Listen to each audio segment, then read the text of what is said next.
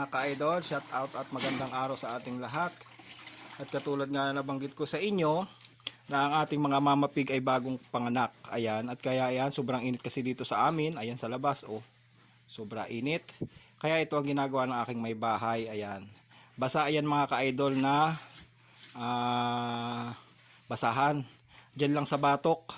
Nilalagyan yan kasi gawa ng sobrang init ang panahon at saka dyan sa may barting ulo at yung kasing dahilan mga ka-idol kung bakit ginaganyan namin dahil yun nga kapapanganak pa lang niya, hindi pa siya pwedeng liguan, kaya para makarelax ng kaunti dahil sobrang init. Ayan mga ka-idol yung ginagawa namin dito sa aming backyard, mga ka-backyard pala. Ayan at doon naman sa mga matataas na yung bahay, matataas na yung at malalaki na yung mga talagang kulungan dyan, hindi na nila siguro kailangan yan. Ang sineshare ko lang dito mga ka-idol yung ginagawa namin. Ayan. Dahil napipreskuhan yung ating mama pig. Ayan. At ayun lang mga ka-idol. At ayun pa mga ka-idol yung isa, oh. Ayun. Tapos na rin yun mga ka-idol. At shout out madam. Ayun, at ngiti si madam. Ayan.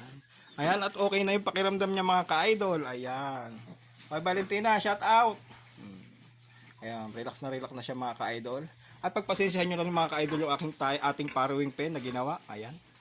Montage natin ng kaunti. Ayaw. So, panay tali mga ka-idol. Ayun lang. Happy farming everyone.